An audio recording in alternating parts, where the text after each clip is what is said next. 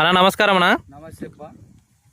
నా పేరు సూర్యనారాయణ రెడ్డి, బుక్రాంధ్ర మండలము, కేకే అగ్రహారము, అనంతపురం జిల్లా.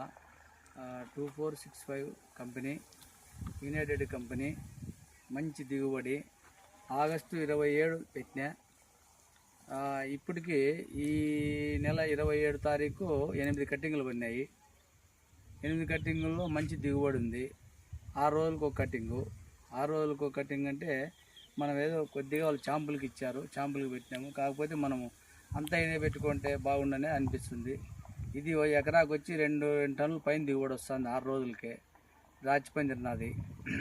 ఈ రకంగా ఇట్లా పంట బాగా ఇదిగా ఉంది. మనకు ఎన్ని గ్రాములు ఇచ్చినారన్న మీకు? మాకు 25 గ్రాములు ఇచ్చినారు. 25 గ్రాములు.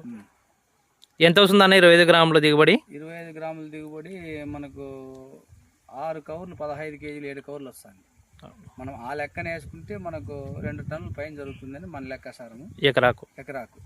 అట్లా మాకు కాకర ఏం బాగా సేల్ అవుతుంది. ఇది బాగుంది కాకర అని చెప్తుంది.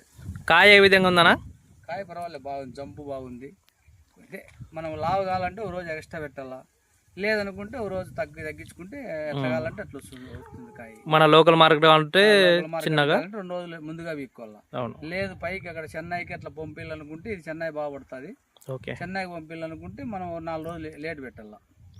కాయ కలర్ ఏ విధంగా ఉందన్నా? కలర్ బాగుంది. కాయ నీలం కలరు బాగుంది.